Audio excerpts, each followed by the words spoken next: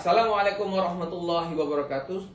Selamat pagi, Mas, Mbak, Bapak dan Ibu sekalian. Pada video sebelumnya kita sudah membahas mengenai manfaat penelitian. Pada video ini kita akan membahas tentang body of knowledge dan pemetaan kemampuan.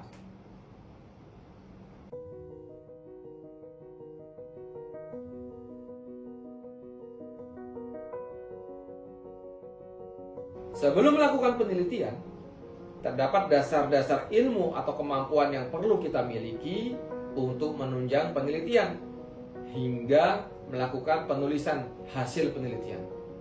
Dasar-dasar inilah yang disebut dengan body of knowledge atau BOK. Body of knowledge atau BOK merupakan kumpulan pengetahuan, keterampilan, dan praktek terbaik atau best practice yang terkait dengan suatu disiplin, industri atau profesi tertentu.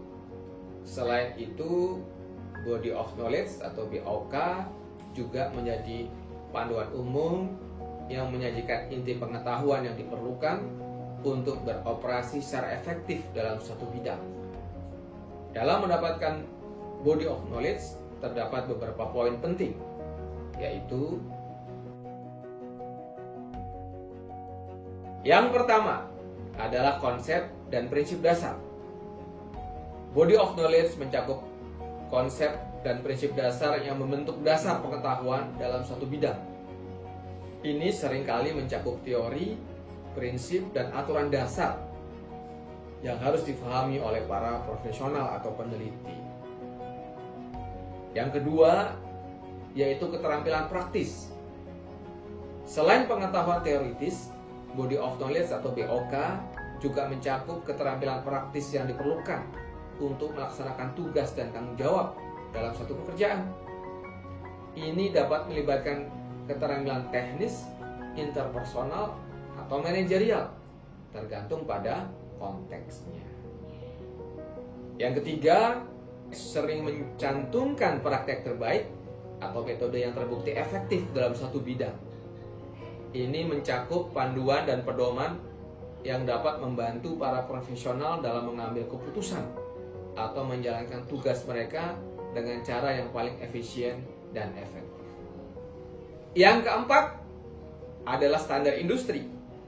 Body of knowledge atau BOK dapat mencerminkan standar industri yang diakui dan diterima secara luas. Ini membantu menciptakan keseragaman dalam praktek dan pengetahuan di seluruh industri atau disiplin tertentu. Yang kelima, pengembangan dan evaluasi. Body of knowledge tidak bersifat statis. Ia terus berkembang seiringnya waktu.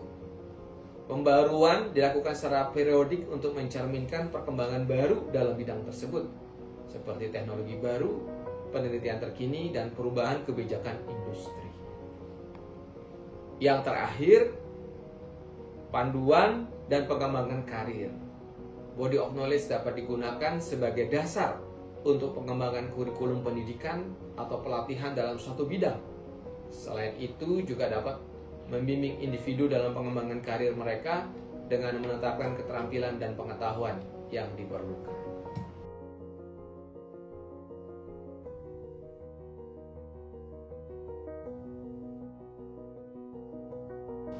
Pembahasan selanjutnya yaitu tentang pemetaan kemampuan. Pemetaan kemampuan ialah kerangka perjenjangan kualifikasi kerja yang menyandingkan, menyetarakan, mengintegrasikan sektor pendidikan dan pelatihan serta pengalaman kerja dalam rangka memberi pengakuan kompetensi kerja sesuai dengan jabatan kerja di berbagai sektor.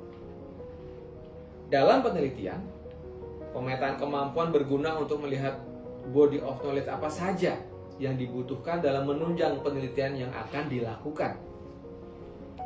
Pemetaan kemampuan juga secara umum diatur oleh Peraturan Menteri Pendidikan dan Kebudayaan Nomor 73 Tahun 2013 tentang penerapan KKNI di bidang pendidikan tinggi, bahwa pemetaan kemampuan dapat mengimplementasikan perwujudan mutu dan jati diri bangsa terkait dengan sistem pendidikan dan pelatihan serta program pendidikan sumber daya manusia secara nasional. Selain itu, menurut peraturan menteri yang sama, diatur beberapa kualifikasi yang telah diatur untuk level lulusan pendidikan tinggi yang disebut dengan Kerangka Kualifikasi Nasional Indonesia atau KKNI. Pengertian KKNI sendiri adalah kerangka perjenjangan kualifikasi yang dapat menyandingkan, menyetarakan, dan mengintegrasikan capaian pembelajaran dari jalur pendidikan non-formal, pendidikan informal, dan atau pengalaman kerja ke dalam jenis dan jenjang pendidikan tinggi. Pada peraturan tersebut, sarjana setara dengan jenjang 6, magister setara dengan jenjang 8, dan doktor setara dengan jenjang 9, seperti terlihat pada gambar. Untuk mendeskripsikan lebih detail lagi, dapat melihat pada tabel berikut ini. Sekian pembahasan tentang Body of Knowledge. Sampai jumpa di video selanjutnya.